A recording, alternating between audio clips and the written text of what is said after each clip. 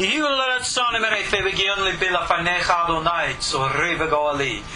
words of my mouth and thoughts of my heart be acceptable before you, O God, my rock and my redeemer. Shalom all, and welcome to our classes in the Kitvei, HaAri'zal, the Kabbalistic teachings of Rabbi Yitzhak, brought to us by his student Rabbi Hayim Vital.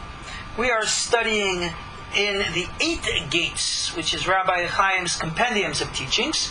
Specifically now, we are beginning in the 7th gate, Sha'ar Ruah HaKodesh, to discuss some very, very profound teachings about reading pulses, reading faces, and reading palms. I'm, of course, your host, Ariel Tzadok. You find me online at KosherTorah.com. So, Sha'ar Ruah HaKodesh is the closest you get in the 8 gates to what we would call practical Kabbalah, which means actual doing things. Now, I would say in the 8 gates, because in Rabbi Hayim Vital's other writings, he clearly is very much involved in what we would call both the Kabbalah Ma'asit, which is the Kabbalistic practices of invocations of other powers, as well as what we call the Kabbalah Nivu'it, the prophetic Kabbalah. However, the specific references to Rabbi Chaim's mentions of the Kabbalah Nivu'it were actually censored.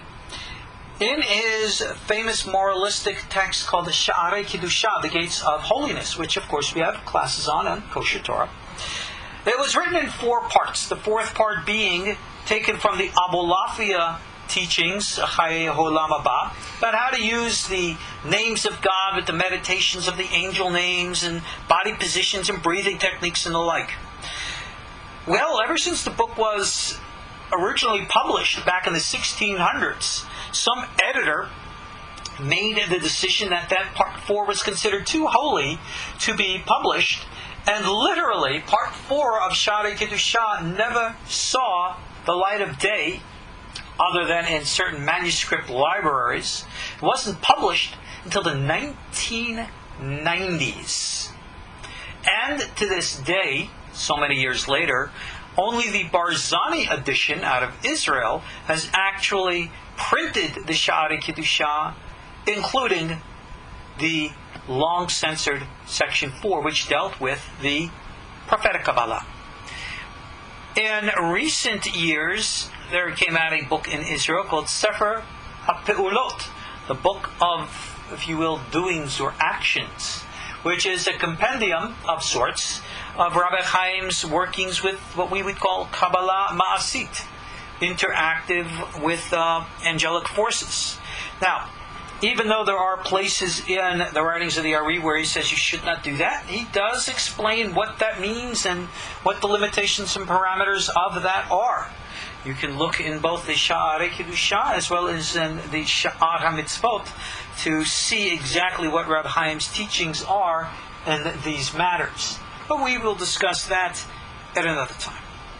Here, Rabbi Chaim is going to discuss with us what is interpreted and understood to be meditative practices.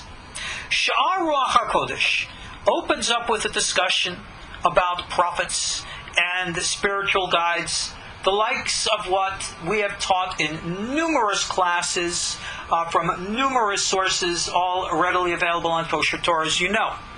So, as you know, I don't like to be repetitive, so that beginning section of the book I'm not going to include in this series of classes. We're going to start focused on our topic. Now, here's something you must understand about the nature of what Rabbi Chaim does. Sha'ar Ruah HaKodesh deals with a meditative technique called yichudim. Alright? Now, what are these yichudim? They follow a pattern, a structure similar to another meditative form popular in the Ari'zal and later Rosh Hashanah traditions called kavanot. What these are mental contemplations and constructs of abstract ideas and concepts which you are literally manipulating within your imagination. So, for example, if I look at the world and I see chaos, well, unfortunately, I lack divine powers that I should wave my divine hand or magic wand, as the case may be, to make all the chaos in the world disappear. No, unfortunately, I cannot do that. However, in my imagination, I most certainly can. I can sit back, close my eyes, visualize whatever chaotic scene, whether it's something global or local or personal or with a student or family or whatever, dealing with issues of character issues, financial issues, health issues, spiritual issues, medical issues, and on and on. And in my imagination, I can visualize the situation getting better. And in my imagination, I can visualize the situation becoming perfectly fine. And when I open my eyes, it's all make-believe, right? The situation still is terrible, and all I have done is escaped into a realm of delusional fantasy. That's the way some people would interpret it. But is it really? The answer is absolutely not.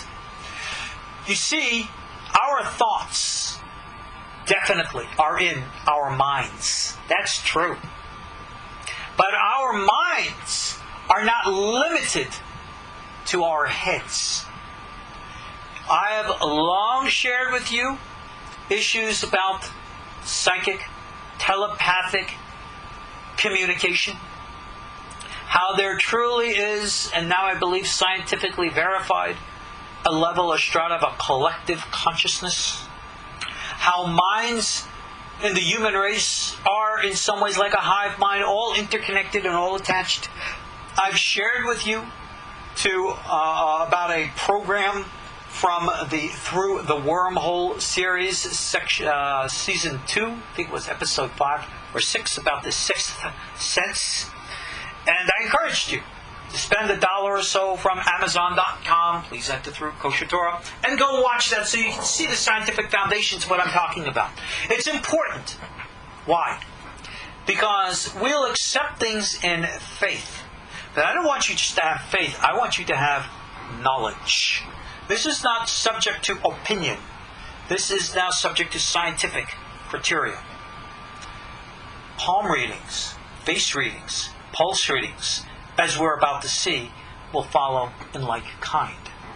So, when I am therefore recessing into my imagination, and I'm visualizing, bringing together variant opposites, knitting together harmonies, creating peace, contemplating my thoughts as if they are in the highest sublime realms, and projecting a positive energy of building, construction, healing, I am performing a visualization, or if you will, a meditation of integration or unification, which we call in Hebrew a yichud. And that is what yichudim are. Rabbi Hayim and many other rabbis, both before him and after him, have each written their own forms and formats of yichudim meditations. And it's a very simple procedure. They would look at a verse of scripture or something similar, and they would break it down numerically, gematria, and they would look for certain relationships and types of things of such nature to try to make, if you will, an equation, just like in math. This equals that. And they would put certain names on one side and try to balance with the other, and in their minds create this concentric unity, projecting it into the collective unconscious. In the skeptical mind, doing nothing, but in the reality of things, tapping into and touching the collective consciousness and actually performing a profound act of healing. Now, the kavanot in prayer, which are the meditations underlying the words of the prayer, kind of do the same thing, only it's a more structured format. But now, what is the underlying focus of this? Is needless to say the power of the mind. The power of the mind requires visualization. Needless to say, requires faith, your belief. This will not work if you don't believe it. You have to believe it. You have to want it to be so in order to make it so. And again, the loud voice of the skeptic will cry, but it's all in your head. To which again I respond, oh no, it's not all in the head, it's all in the mind. Again the skeptic cries out, isn't that the same thing? To which we smile and said, no, it's not. Remember, the mind is not limited to your head. It goes out, connects to, and interacts with the greater collective.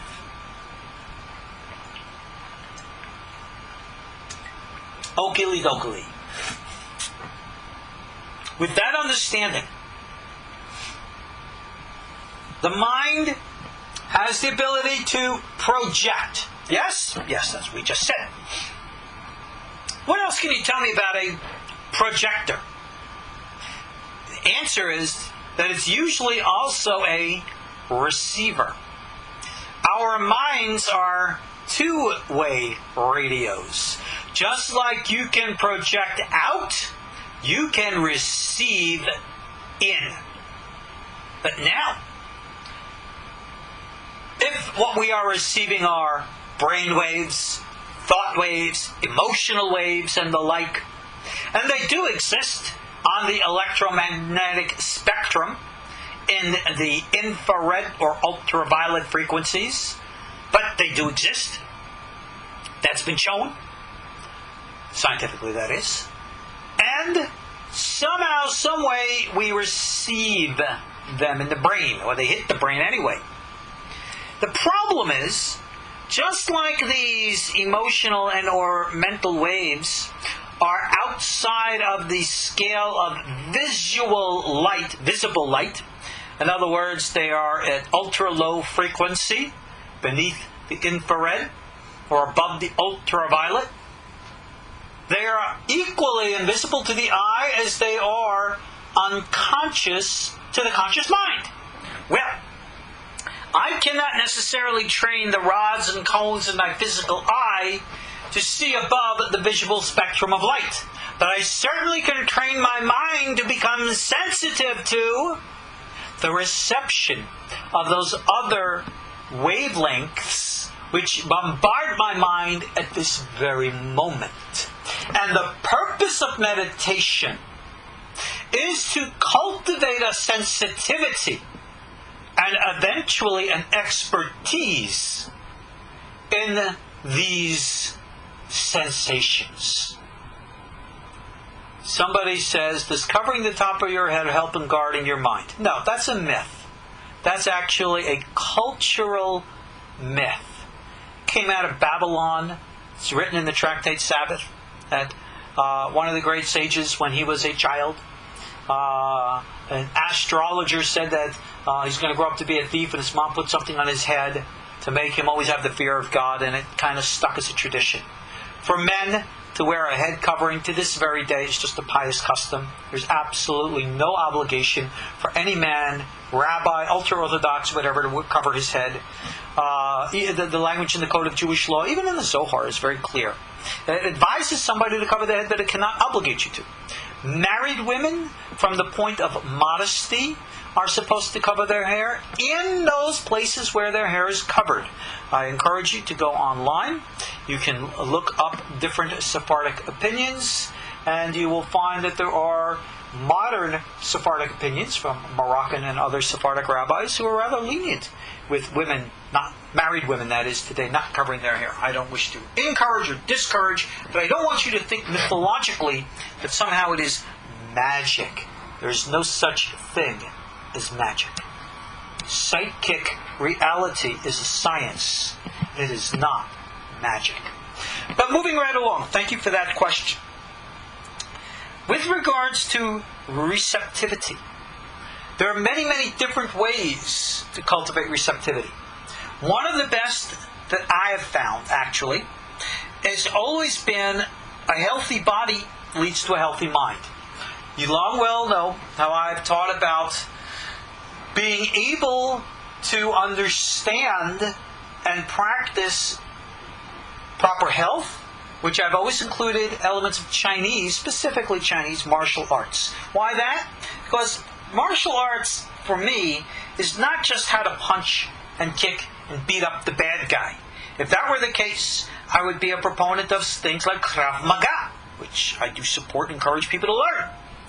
But I'm talking more like practices like Tai Chi Chuan and Qigong, which are moving meditations. The purpose of these are not only for physical health, but to cultivate a sensitivity to the flow and movement of energy within, the energy called Qi. And we talked about this Qi energy in our Etz Chaim classes, about it being the inner essence of energy that's within the blood, within the body. It's the underlying energy force of the commandments itself, as we covered in the Etz Chaim classes.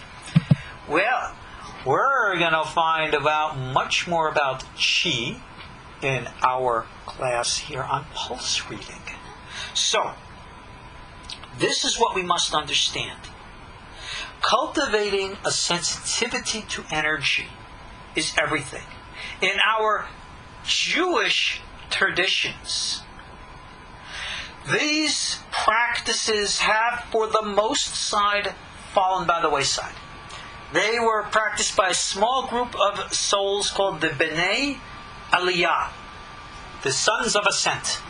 And even in ancient times, like the Gemara, it says Bnei Aliyah Me'aten. There are very, very few. Very, very few who will have the discipline and the desire to dedicate themselves to this type of almost monastic lifestyle. No, it does not mean you don't marry or have a family or have a job and make a living, but of course. But it requires also an introverted personality, in which your desire is to spend the majority of your time engrossed in the pursuit of these things. In our Judaic tradition, that was the purpose of studying Torah. And that's why the rabbis would literally focus every moment of their time to literally maintain this parallel reality and to exist in it. And that would enable them to become sensitive to and aware of subtler realities within the context of their own cultural environment. And this is how, if you will, the great Kabbalists of the last century, the likes of Rav Kadori, Rav Sharabi, and of course Baba Sali, cultivated their abilities of insight, or if you will, psychic intuition. So that you would be able to go to one of these rabbis, he'd just be able to look at you and he'd read you, just like that. Why? Because he's picking up on, if you'll allow me to use the term, vibes. And those vibes would read in his head and give him a sense of an impression and an idea and a thought. And they'd go with it. They'd believe it. And somehow it worked for them. I'll give you a rather direct example. This was told to me by one of my students in Jerusalem many, many years ago when I had a synagogue there in the Canton-Montet neighborhood. This is a Moroccan gentleman who was a regular student of mine who one day needed to go to see Rav Kadori. And in those days, Rav Kadori wasn't as famous as he was towards the end of his life. And access to him was rather easy. People knew where he lived. You go up to his house, you knock on his door. It was either him or a member of the family would open up the door and go and chat with him. It was that accessible. Well, one day, Machluf went to Rav Kadori's house. He had a question. And as he was walking up to the rabbi's house, he saw the rabbi was walking out. A car was waiting for him. And he realized he didn't have the time. So he went up to the Rav and says, can I have a quick moment of your time? He says that Rav Kaduri looked up at him, called him by name, though they'd never met before. Says, I knew you were coming. This is the answer to that which you came here to ask. And he gave him an answer right there on the spot, and he stood there floored. How the heck did he know? Now, this is brought down to me as a first-hand experience by the man who was there, so I believe him. I know Rav Kaduri well enough that I've seen things like this. I saw things like this with Rav Sharabi and Rav Baba Sali, who also I knew personally. Because they believed in that of the imagination, and they weren't willing to limit imagination to a single reality. Heed this introduction if you ever want to make use of that which we are now about to learn. Okay? Let's now jump right in. Let's talk about pulses. Alright? You know what a pulse is, right? Put your finger on your wrist and you feel the blood going through your veins. Pulse reading today is an unknown art. I don't know any Rav, any Mikubal who does it. Okay? Even I have learned pulse reading. But I have not learned pulse reading within a Jewish context other than what's written here. What is written here is going to tell us what it is, but it doesn't really tell you how to do it. Well, I figured that out over 25 years of practice here. But I must add that my practice also included, I should say, came from TCM, traditional Chinese medicine. To this very day, in traditional Chinese medicine, pulse diagnosis is one of the first things a traditional Oriental or Chinese medical doctor does. Puts his hand and it'll tell you all about your organs and stuff like that. I have here a little blurb from Wikipedia which describes this. Let me read it. In traditional Chinese medicine, the pulse is divided into 3 positions on each wrist. The first pulse closest to the wrist, the second and the third are further away from the wrist. They give the Chinese names. Each position represents a pair of organs with different organs apparent on the superficial, middle, and deep level. It says various classical texts cite different pairings of organs, some admitting this one, that one, and on it goes. And according to the Chinese tradition, they have many different ways of understanding. This is a very in-depth part of Oriental medicine. Well, guess what? Apparently, Rabbi Hayim Vital, here in the late 1500s, early 1600s, must have had access to this school of medicine. It was also practiced in India. It was also practiced amongst the Mongolians and Tibetans and people like that. Now remember, Rabbi Hayim lived in the Middle World, otherwise to the west called the Middle East. But the Islamic world was, oh gosh, for so many years, the meeting grounds of East and West. China had, the middle world and the Arabic world had open access and trade in every which way with China for 1,000 years, more. So, the fact that Rabbi Hayim would be in a city as prominent as Damascus and have access to the knowledge of the world should not come as a surprise to us.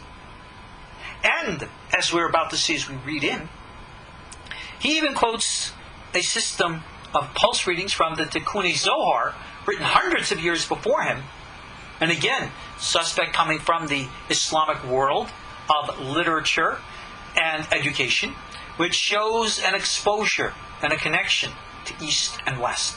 The fact that Reb Chaim here quotes this and teaches this from the medical doctors, the same medical doctors apparently that he was referring to in our Etz Chaim classes, indicates to us that he obviously had access to, exposure to, interaction with these people. Whether they were Muslims, or whether they were Orientals, or whether they were one and the same, we don't know. But clearly by the fact of him knowing this material, teaching this material, then obviously it indicates he knew it, and verifies or validates it by his embrace of it. Good enough for Rabbi Hayim Vital, good enough for me. So therefore, these concepts of the Chinese medicine and pulse reading, traditional Chinese medicine, that's okay, good enough for me. Got a little ladybug crawling across the page of my book here. Come on, sweetheart. Go on the other page, please. Sweetie, come on. Thank you, dear. Now, we don't even kill bugs. That's right. You got to show respect. It's a life form. God created it. All right? If it's not here to hurt or harm, then why should you hurt or harm? Let's talk about the pulse. Da. כי גם בדופק האדם, כמו שבו ניכר וניכר תחלואים הגופניים. That the pulse of man, we know, will reveal to us the physical illnesses, right? El harofeim hagufanayim. Reveal it to the physical doctors, the doctors of the body.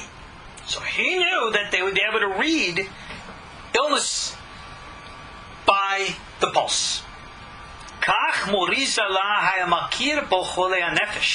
And my teacher, reference to the Ari'zal, he would be able to recognize not just the illnesses of the body, but the illnesses of the soul. I'm being asked, what page am I on? Well, what version of the Sha'ar Ruah HaKodesh do you have that I should refer to a page? According to my book, I am on page Daf Hey Amud Aleph. But being that there are numerous different versions of the Sha'ar Ruah HaKodesh, I cannot reference that to you. I'm in the introduction, which is right at the beginning, which is the section on pulse reading. So if you are able to follow in the Hebrew, look it up. So, regular doctors would read the pulse for medical issues. The Ari'zal would read the pulse for spiritual issues.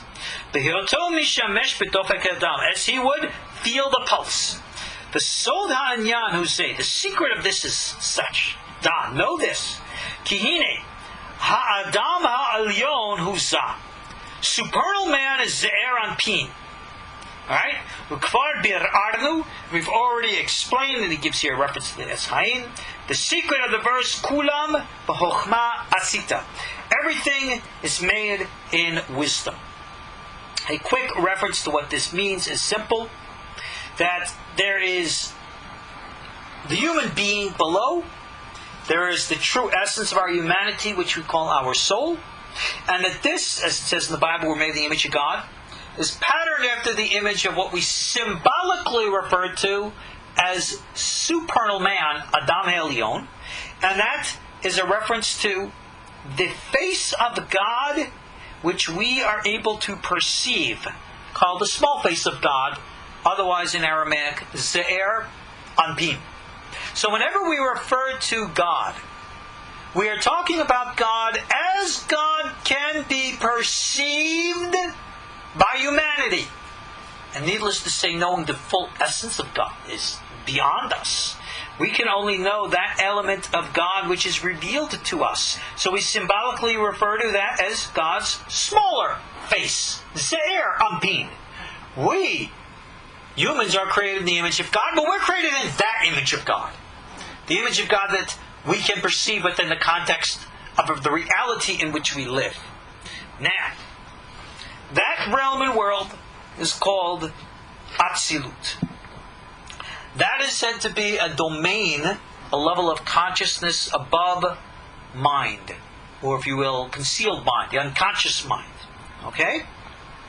This corresponds to what we call the Sefirat Chokhmah. So if you look at your Sefirot, you got Keter and Chokhmah. Chokhmah is again the right brain, it's the unconscious, it's the beginning of intuitive thought. It's the source of that proverbial light bulb that pops up over your head, ding, to give you an idea. That's the world of Atzilut. That's the source of where we come from. That's the image in which we are made. Now, Abba Ila'ah, the Sefirat Chokhmah, in every partsuf, in every world and domain, is called Abba. Chokhmah, as a Sefirah, is an energy force. But when we come to experience an energy force, we metaphorically, symbolically see a face on it. In other words, we have some perception of it. That perception we call a face. In this case, the face of Chokhmah is called Abba. We'll describe much more along this line when we get into the Ramchal teachings about the way of the the way of wisdom, all right? The way of the wisdom of truth, to explain our theoretical Kabbalistic concepts. We're doing that right now. Overlapping, but that's what you got to do.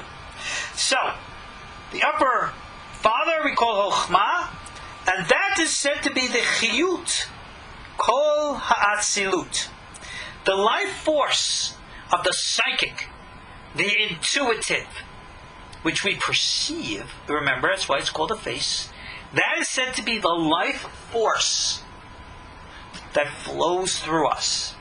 If it flows through us as supernal or terrestrial man, then it reflects the same reality in the higher reflection in the supernal symbolic man. Alright? There is energy of the mind, consciousness, reality, existence that flows through us energetically. Any of that sound energetically familiar? It should. Now, כאשר האין סוף מתפשט אורו העליון בתוך האצילות, הוא מתלבש תחילה תוך אבא ומתעלם בתוכו. When the ultimate essence of God, which is connected to everything, we don't know much about that ultimate essence. It's called the unknowable, the unknown, the without end, or Ein Sof in Hebrew. That in itself is connected to and concealed within everything. So when this energy admits its force within Atzilut, then it cloaks itself within this force called Abba, this force called Chokhmah, this force of the source of psychic intuition, okay? And it's concealed within it.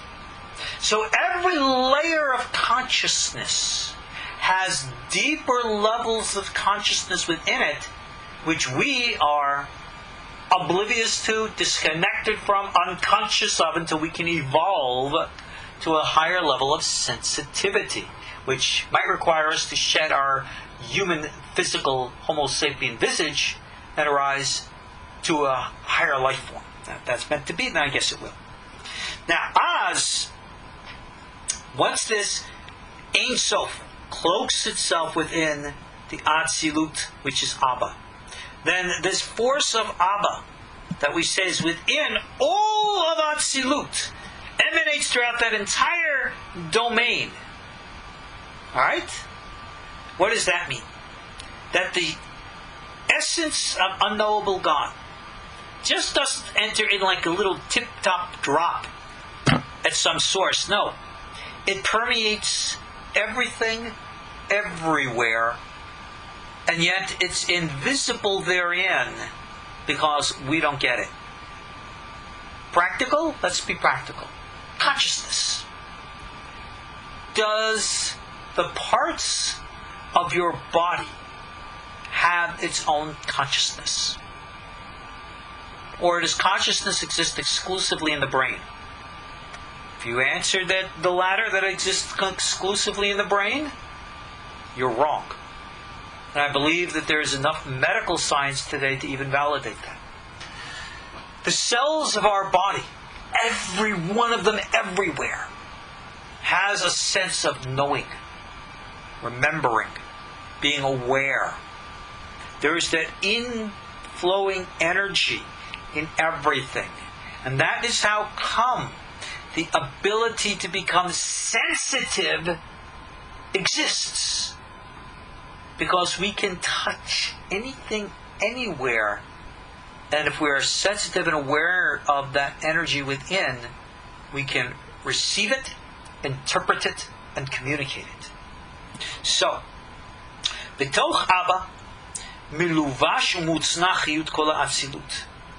Within that element called Abba, we have cloaked and concealed within it all this life force energy of this entire level of consciousness which we define as Atzilut, and it's concealed within it.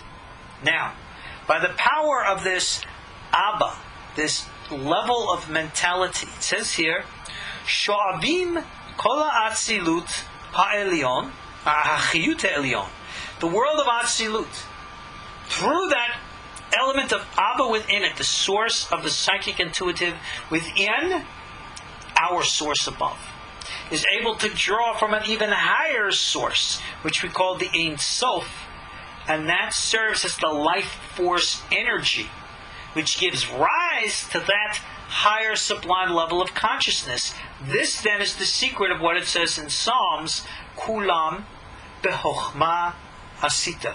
Everything you made with Chochma. Chochma again is Atzilut. So read the verse again. Everything is made with Atzilut.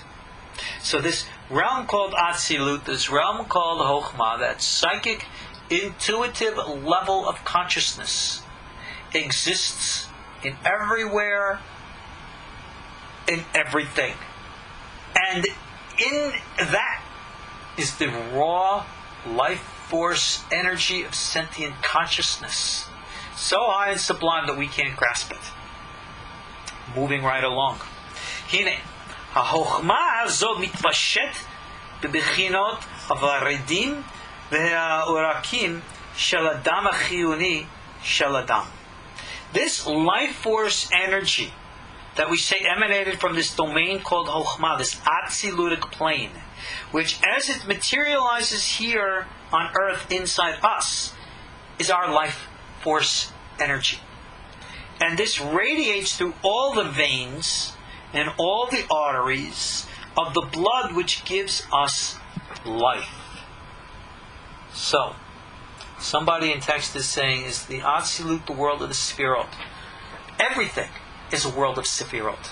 Sefirot is a DNA pattern for everything. You see, there's such a misunderstanding of the terminologies and concepts of how the theoretical Kabbalah speaks that I don't blame people for not understanding. This is why we have the Ramchal classes. Please learn them and then advance it to the Otzrot Chaim so that you can recognize metaphors and symbols for what they are and not fantasize about them, about what they are not. If you really want to make a difference, you got to know what you're doing. The life force energy is an energy field, like the Chochmah, like the Atzilut. It's concealed within our arteries and veins, within our blood. And that gives life to us. Now, if you go into traditional Chinese medicine, they also speak about life force energy, which is in the blood. They don't call it by our Hebrew name, but by a Chinese name. That Chinese name, of course, is Qi, the life force energy, which flows through the blood. Now, these arteries and veins that travel to bring the blood, Hem adofek adofokim anoadim. This then is the source of all of the pulses that we know. Ubetoch adofakim ahem, and within these pulses, ganuz v'ne'elam u'milubash ha'chiyut ha'elyon de'ein sof. There is concealed and hidden, cloaked within, the upper supernal life force energy that originally emanated from the Ein Sof, it says itself, which gives life force to all that psychic energy which we called Atzilut. So there's two levels within, two life force levels. And again, Chinese seem to have picked up, they knew about that too. But here we are learning this from our Torah tradition. And we have to ask, how come this is so unknown to us today? We would have to go outside of our normative Judaic tradition to discover and understand what apparently has been an ancient Judaic teaching. Continuing. The pulse itself, which pulsates within us, within our veins, this is the life force energy. Again, we call that Abba. The hachayut shebetocho, and the life force energy within it, this is the light and the life of the Ein Sof, which gives life to us. So that which we call chi, or here it's referred to as Abba or Chokhmah energy, that's not the source. It is the most outer form of something.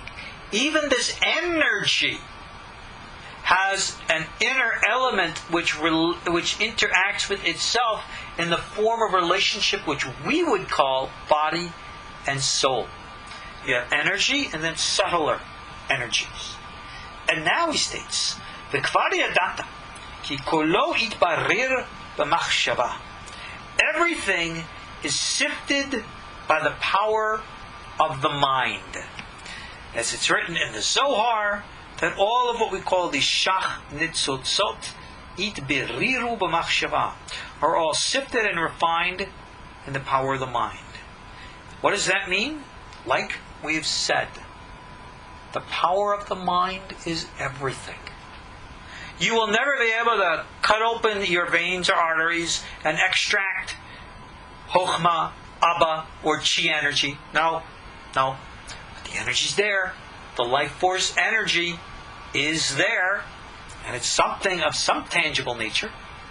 But the way that it is controlled, the way that it is interacted with, the way that it's manipulated, is the power of the mind. Rabbi Hayim taught us that in many other places. And indeed, in traditional Chinese medicine, it teaches that qi flow and manipulation that the doctors do and practitioners of Qigong do. It follows the mind. So it says here, it's the power of the mind that we can sift, elevate, what's called 320 sparks. That's just a metaphorical number, not a real one, referencing to the forces and focuses of negativity in the mind. And it's only in the mind that we are able to overcome negativity. And then he says, "V'yatzap solet v'hara b'toch hatov," and therefore remove that which is the dross, that which is bad, and separate it from the good. V'lechen b'chinat hadam hatov shehu hachiyut hamishubach hu ne'elam b'dofek. And therefore, the good blood, that's the life force, all right, that's more refined, is concealed within the pulse itself. So, Rabbi Hayim here speaks, as many other medical doctors do, that there's good blood and bad blood. Good blood is what keeps you alive. Bad blood is what makes you sick. What do you do with bad blood in traditional old medicine? Rabbi Hayim says, "Hadam hara yotze lachutz," goes out. You got to get it out. Ulefamim mahamat avanot. Sometimes because of our sins, that man does. Ein yocholet b'machshava levarer ulitchot mutar psolet hadam hara lachutz. Sometimes a person's bad, and their thoughts are not able to sift out and then remove the essential bad blood. And then the person gets sick. Now, is there really physical bad blood? Not really.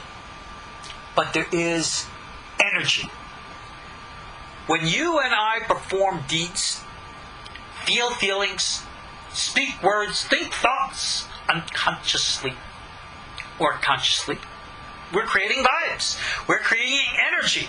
Energy within us can be good or bad. As we referred to in the Etz Chaim series, Klipa Noga. Goes either way.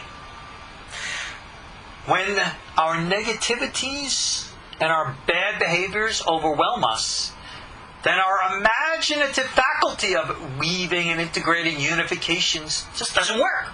There's too much bad stuff in us that haunt us, that make us afraid, that make us angry, that makes us have delusional feelings of unworthiness. And therefore, we're unable to accomplish a psychological integration and unification. And in that state of the psychic division within our individual minds, we're unable to project a spirit of positive integration and unification into the greater collective consciousness. And when things in the mind get so bad, and the energy in the body gets so out of whack, physical illness results. And therefore, the vast majority of physical illnesses that we suffer from today, not caused by outright accident or something like that, but when we get sick, is due to our own negative energies. And if we had a combination of proper herbal care, proper meditative thought, to have psychological transformations, take all the theory and put it into practice for real, then you're doing something good. And that's the same as if getting rid of the bad blood. Continuing. Under the circumstances you got bad blood, tzarich lahakizot. In the old days they would bleed you. As the medical doctors in the old days knew. Right? When there would be a problem that they would be able to diagnose with the pulse reading, sometimes they would bleed you. Get rid of the bad blood. It is known.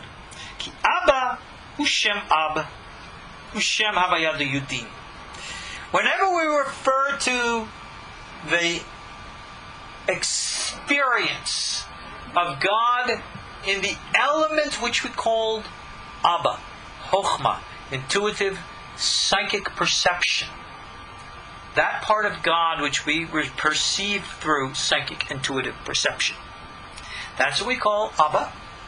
And to reference God at that level, we take God's name, Yud Kei Vav Kei, and we write out the letters to form a numerical equation. And being that there are 4 different ways that the letters of God's name can be written, these are used as a symbolic metaphorical code to refer to 4 different levels of consciousness. Call it the intuitive, call it the academic, call it the emotional, call it the physical. Or if you will, Absag Ma Ben, Atzilut Biri'ah, Yitzira Asiyah. Here, again, we are dealing with that psychic intuitive level called Abba. The name corresponding to that is what we called Abba, which is the name of God, Yud Kei Vav Kei, spelled with a numerical value of 72. Yud is spelled Yud Vav Dalet, Hey is spelled Hey Yud, Vav is spelled Vav Yud Vav, and the final Hey is spelled Hey Yud. Add that all together numerically and you get 72, and that's why the name is called Ab. That's why it's called Yuddin, or full of Yuds, because the Hey, the Vav, and the Hey are spelled with Yuds in it. Now, there's another way of writing God's name. This way of spelling out the letters is called in Hebrew a melui, which means to fill out the letters. There's a second way to write the letters, and that is referred to as a ribua. A ribua is when, if you will, you expand the letters. So instead of just spelling out Yud Kei Vav Kei, you go Yud, then you go Yud Kei, then Yud Kei Vav, then Yud Kei Vav Kei. And depending on each of the 4 levels of Ab Sag Ma Ben, you'd spell it out like that. So, when you have the regular name just spelled out simply, that's called the front side. That's called a malui. What is a front side? What it actually means is that face which, if you will, looks up. That face that when we look at it, we gaze at it, we see it's looking up. That's called the face side of it. It's the more powerful and potent side of it. But yet, every element has 2 components to it. That which, symbolically speaking, looks up to receive, and that which symbolically looks down to give. So each of these names have what's called a front and a back, symbolically speaking. The front symbolically looks up, the back symbolically looks down. To distinguish between, we say the front is the milui form of spelling, and the back is the achorayim, the expanding out form of spelling. So then, the matter is this. All the inner essence of this level called Abba, this is what descends below and cloaks itself within a person. But what part of Abba descends and cloaks itself into human consciousness? We just gave the answer. It's not the part of this energy that looks up to receive. It's the part of this energy which looks down to give. And we're the ones that get it. So, to symbolize that reception, we refer to the spelling out form. Yud, Yud K, Vav K. This is called in Hebrew a ribua. Okay? And each level, intuitive, the intellectual, the emotional, the physical. Remember we said Absat Ma Ben, numerical values of 72, 63, 45, 52. Each one of those are the faces that look up. They have equivalent spellings of how they look down. So therefore, that which we receive of this Abba energy is that part of it which, if you will, looks down to give to us. It says here, Kenota, Ki kol dvar elyon eno yored lamata el bechinat ochraim shelo. That every element that from above that comes down, it's only this, what we call this, in quote, backside energy. That element which looks down, because that's its nature, that's what it does. This then is the element of the pulse. Alright? And this is why this power of the life force within us is dependent upon the pulse. And if you go look at the numerical value of the word dofek, which is the pulse, you'll see that it's the spelling out of the name of 72, Yud, Yud K, Vav K, spelled out with the Yuds. So he's making a nice little numerical equation here showing us this connection. Moving right along. The Ari'zal, when he would read somebody's pulse, he would be able to tell what was the cause of illness, what was lacking within them, what was their sins. According to the sin and blemish that a person causes, he would be lacking an element of light or life force energy, which would therefore materialize, the lack would materialize in his pulse. And this is what it says in the Tikkun Zohar, that there were 10 different types of pulses. Each one of them symbolically in the shape of the vowels of Hebrew, kamatz, patach, tseri, etc. And the explanation is that as we know, the vowels are at the level of chokhmah. Remember, letters at the level of bina, but vowels are at the level of chokhmah. How can the vowels be at a higher level than the letters themselves? Because the vowels, symbolically speaking again, they are what give meaning to the letters. You could read any word without vowels and read it in 2 or 3 different ways. And it's the vowels that therefore give precision. And that doesn't come from analytical analysis, it just comes from above. That's why it's referred to symbolically as the Chokhmah level. So therefore, according to the Zohar, the Zoharic author, Rabbi Hayim here writes, when they would test the pulse, it felt like to them the sensations in the form of the 10 vowels in Hebrew. Does an actual pulse feel like that? It has never felt like that to me. No one that I know reads pulses in that way, even though there are many people I know who do read pulses. How to sense and experience a pulse in the form of a vowel might be a lost art. And then I'm not sure it's lost. How can I say something contradictory? And I explain now. The element, the actuality, is that the pulse is not in the shape of any Hebrew vowel whatsoever, but it's experienced in that form. Well, what did the Chinese doctors, or the Hindu doctors, or the Mongolian doctors, or the Japanese doctors pick up on this? And the answer is no. They're not Jewish. They don't know Hebrew. So therefore, they would interpret the energy flow and their sensitivity, because remember, they're cultivated to be sensitive to this. They would interpret the forms and the structures within their own cultural context, whatever that may be. So all of the pulses, right, that pulsate through us, right, says they are in the forms of the vowels. So when you go to take somebody's pulse, you will find that the pulse might have the shape of one vowel or another. All right, it might actually have the shape of two vowels. So, for example, you can have it in the shape of a tseri, which is two dots. All right, sometimes you can have one vowel on top and another vowel underneath it, like Shiva, a dot above and a dot below. And sometimes the pulse could be one which is long and another which is short, kind of like the shape of the Hebrew vowel kavanot. And this is how it is with the other vowels.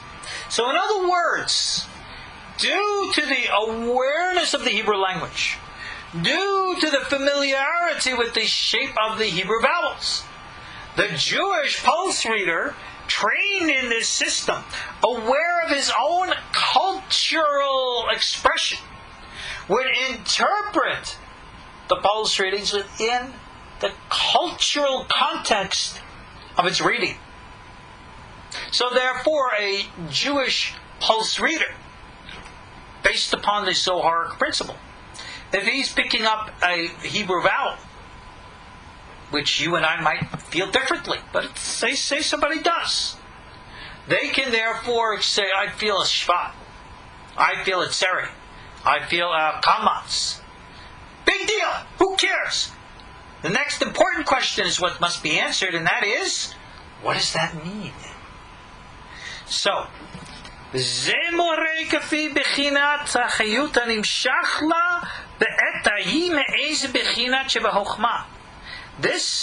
expression is an expression of the life force energy which is going on inside you at the moment. That is what's important.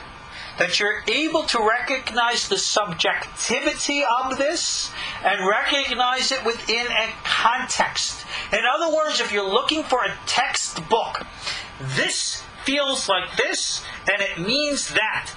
It does not exist. If you think that you can read pulses by learning it from a book, and we're going to learn the same thing with regards to reading faces or palms, forget about it. That's not the way you do it. When you're touching or taking somebody's pulse, you have to be sensitive to the flow of energy in their body. You have to allow your imagination to be open. You have to be able to sense what's going on in the person. Visualizing it within your mind. Seeing it within you. Yeah, that's being psychic, receiving. That's why I went into that whole introduction at the beginning of the class. This is how it works. So therefore, if you want to start taking pulses and reading and interpreting them, good luck. It's an acquired art. It is not a science. But then again, technically it probably is. It's an art. Hamashal Bazei gives an example. If you have a pulse that's, for example, like the Hebrew vowel kamatz, then it might indicate that there is an hitgabrut, an elevation of the element of the keter aspect within this chokhmah. Alright? That's again the source of the life force energy that's radiating within the organs at that moment. Maybe the pulse is in the shape of the Hebrew vowel patach. That speaks about the flow of the life force in the organs, which comes from the Chokhmah essence within the Chokhmah. And this is how it is with all the other vowels as is known from the Tikkunei Zohar. Not very descriptive. Not very definitive. And if you're looking for a science, forget about it. You can even do this to yourself. While you're in the quiet state of meditation and an open, receptive, telepathic, psychic point of view, put your hand on your own pulse. Sense it. Feel it. Ask yourself, what does this mean to me?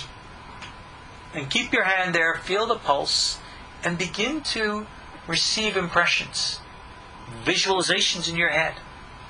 Think it's your imagination? Maybe. Then again, maybe not. This is how you cultivate the sensitivity to it, so that you can eventually be able to understand it. And it will lead you to a conclusion which will draw you to certain behavior and action, and judging from that, you'll be able to verify or not whether it is true. You might make mistakes. Oh, big deal. Welcome to the human race.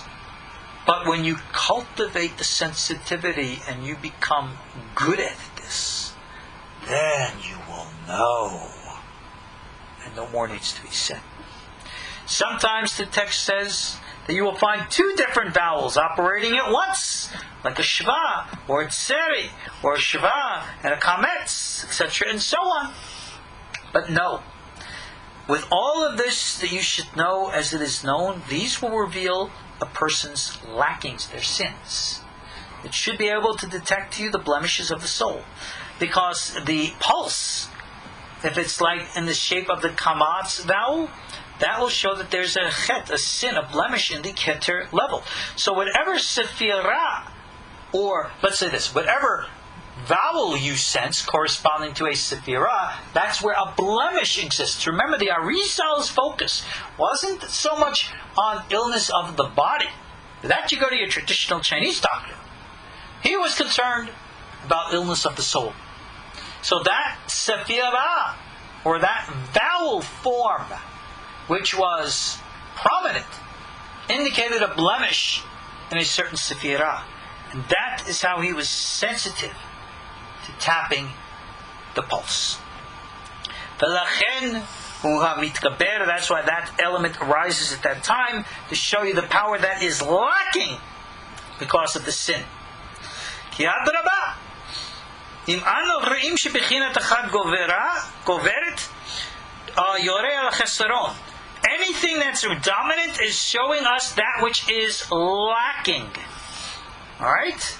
This is the secret of the verse again in Psalm 104, where it says, Tosef rucham yigvaun, which means take away their spirit and they die. Kol ma shahu chalush mitgaber bekocho kedei litkayem. That which is weak dominates so as to bring it to its attention, so as to bring us to repentance, so as to bring us to change and bring us to life. So that which is lacking within us is what is able to be sensed in the pulse. At least the Ariel Rabbi Hayim Vital knows who walk in that path. And as such, when you read the pulse, you feel a certain Hebrew vowel. Maybe you will interpret that within a context of traditional Oriental medicine as practiced today, or maybe not. You'll get a sense, a feeling, a flavor, an idea, and a thought. This senses to me or feels to me like such and such a vowel, which corresponds to such and such a sephirah, which is the element which is blemished within the person at this time. And what are the elements or characteristics of each and every sephirah? You can go into books like Rabbi Moshe Cordovero's Tomer Devorah, Home Tree of Deborah, for character essence about each of the sephirot. And therefore you'll be able to sense what's lacking in a person.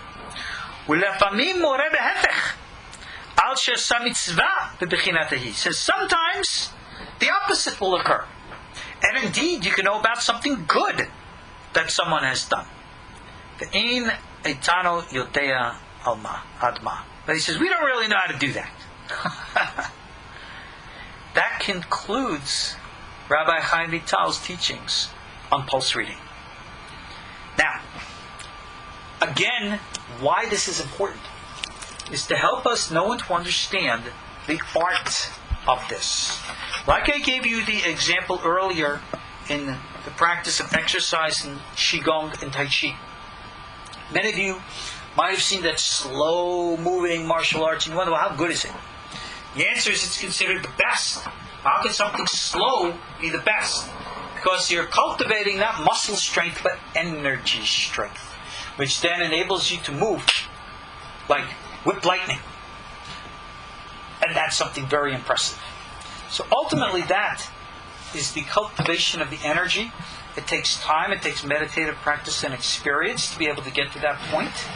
And those of you who wish to practice this, like they say, no better time than the present. Practice on yourself. Get a sense and a flavor for it. Remember, more an art than it is science. Okay, somebody's making a comment here, whether regardless of what it reads, as long as you have a pulse, at least you're alive. Well, we could argue that point. Because there are people who are physically alive but who are psychically dead. That's a reference to what the Talmud says, that the wicked are called dead even when they're alive. That they're energetically dead. That's a bad place to be. But anyway, another topic for another time. That concludes our teachings on pulse readings. The grace of God will continue more on this series in Ruach HaKodesh to discuss facial readings, palm readings, and the like, all based upon this principle. Thank you again all for joining me. I'm your host, Ariel Bar Tzadok. Come see me online at KosherTorah.com. God bless. Good night. Shalom. Bless. Good night. Shalom. Bless. Good night. Shalom. Bless. Good night. Shalom. Bless. Good night. Shalom. Bless. Good night. Shalom. Bless. Good night. Shalom. Bless.